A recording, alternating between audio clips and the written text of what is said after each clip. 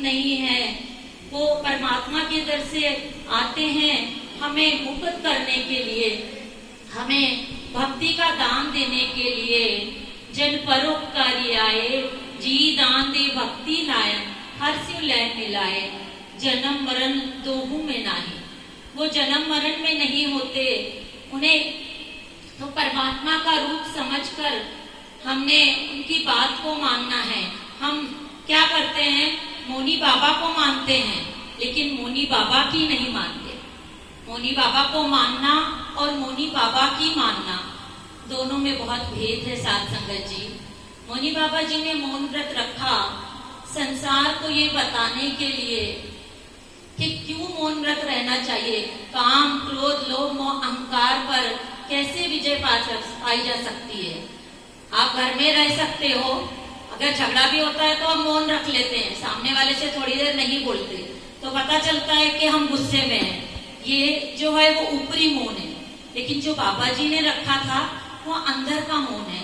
अंदर तो विचार चल रहे हैं, अंदर दूसरे के लिए द्वेष क्रोध गुस्सा भरा हुआ है, वो मौन नहीं है। ब्रह्म ज्ञानी के ऊपर तो सुखमनी साहब में पूरी की पूरी एक अष्टपदी लिखी हुई है, लेकिन हम चर्चा करेंगे, आज समय भी थोड़ा है तो चर्चा सिर्फ 2-3 पंक्तियों की जो कि कलयुग में बहुत प्रधान है।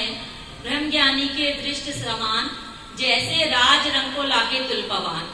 ब्रह्म ज्ञानी की दृष्टि एक जैसी होती है, उसकी नजर में राजा आ जाए रंग आ जाए, चाहे कोई चौधरी आ जाए चाहे कोई साधारण मनुष्य आ जाए, वो उन्हें एक जैसा ही व्यवहार करता है, एक जैसा ही ट्रीट करता है। लेकिन हम साधारण इंसान क्या करते हैं, कोई पैसे वाला आया तो उसके आगे जी हजूरी करते हैं, और कोई साधारण सा व्यक्ति आया तो उसे पूछते नहीं हैं।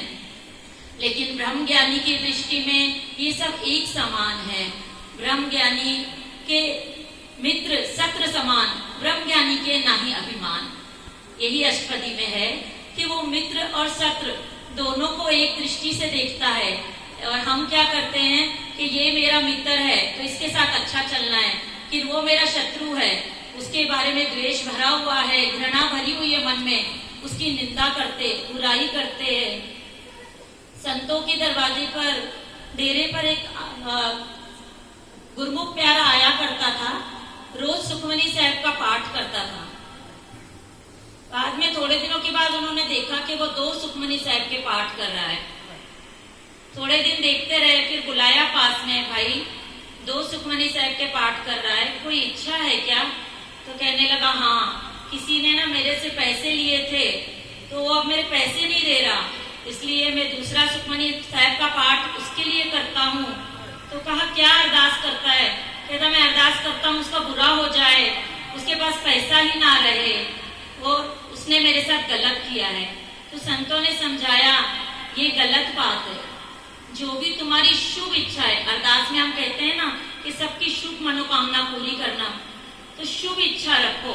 तो संतों ने कहा ऐसे अरदास नहीं करनी, उसके लिए पाठ करो, उसके लिए अरदास करो कि हे भगवान उसके पास पैसा आ जाए और वो उसके मन में आकर आप बैठ जाओ, ताकि वो मेरा दिया हुआ उधार जो है वो लौटा सके।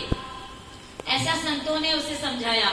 इन साधारण इंसान ये सब बातें नहीं समझता है, हमें सिर्फ निंदा बुराई चुगली और यही सब बातों में रहना है। यही सब बातों में दुनिया में रहते हुए हम विचार करते हैं। और जो ब्रह्म ज्ञानी है वो संत जो परमात्मा का रूप है, ब्रह्म ज्ञानी जिन आप करे, ब्रह्म ज्ञानी को गुरु नानक भगवान ने भेजा, ब्रह्म ज्ञानी उसका ही रूप हो गए। मोनी बाबा जी इस संसार में आए तो परमात्मा की इच्छा से आए। 36 वर्ष तक मौन व्रत रखा और कुछ काम ही नहीं बाबा जी को, सिर्फ वाहिगुरु वाहिगुरु जपते थे। अगर कोई किसी की बुराई भी करता था तो बाबा जी कहते थे वो अपना कर्म कर रहा है, तू मुझे ये बता भी मत, तू अपना कर्म कर। इस एक ही बात में बाबा जी ने हमें सब कुछ सिखा दिया कि हमें सिर्फ अपने कर्मों से मतलब रखना है। दुनिया में क्या हो रहा है वो मेरा मतलब नहीं है, क्योंकि जैसा बीज है तैसा खाए। गुरबाणी खुद कहती है आप पर बीज आपे ही खाए। अगर कोई आम का बूटा लगाएगा तो आम खाएगा, अगर बबूल का लगाएगा तो बबूल खाएगा। तो वो अपने कर्मों का फल जो बीज रहा है वही उसे मिलने वाला है। तो बाबा जी का यही संदेश था सबको कि मानसरोवर बनाने के पीछे कि इस जगह पर मानसरोवर पर जो भी कोई आए सिर्फ वाहिगुरु सिमरन करे। और अशोक खोसला जी को उन्होंने प्रेरणा दी मानवता की सेवा की। जहां वो तप स्थान बना वहां ये सेवा का स्थान बना कि मानवता की सेवा करो। मानवता मतलब ईश्वर जो है ना वो इंसानों में ही तो है। ईश्वर को ढूंढने कहीं मत जाओ। काहे रे बन खोजन जाई, सर्वनिवासी सर्वलेपी तो ही संग समाई। वो तो तेरे अंदर ही समाता है।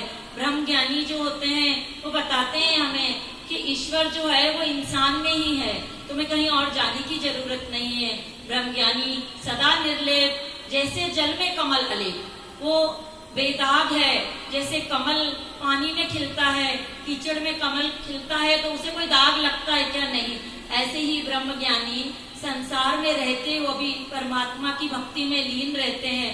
उन्हें संसार से कोई लेना देना ही नहीं है। एक बार एक संत ट्रेन में यात्रा कर रहे थे तो अचानक ट्रेन खराब हो गई तो सब लोग उतर गए। कोई ड्राइवर को गालियां देने लगा, कोई रेलवे इंजन के बारे में बोलने लगा, कोई रेलवे सिस्टम को बोलने लगा। संत बैठे थे, उन्होंने अपना आसन लगाया और सिमरन चालू कर दिया। लोग बड़े हैरान हो गए, कहने लगे आपको किसी से कोई शिकायत नहीं है, आपको देरी नहीं हो रही? तो संत जी ने कहा मुझे क्या करना है, मुझे नाम ही जपना है। जहाँ जाना है वहां जाके भी नाम जपना है और यहाँ बैठा हूँ तो यहाँ भी नाम जप रहा हूँ। तो मेरे पास जो समय है सिर्फ ईश्वर के सिमरन के लिए है, मेरे पास दूसरी बातों के लिए समय नहीं है। तो ऐसे ही मुनि बाबा जी ने हमें यही संदेश दिया है कि सिर्फ नाम वाणी से जुड़ो और साथ संगत में प्रभु बसता है। संगत के दर्शन किया करो, रोज आया करो, आप आओ औरों को पिलाओ। बहुत अच्छा उपराला अशोक खोसला जी ने किया है। सबसे हाथ जोड़ के बेनती है कि रोज संगत में आया करो। अब सुरेंद्र पाल जी वीर जी आपको कीर्तन से निहाल करेंगे। वाहिगुरु जी का खालसा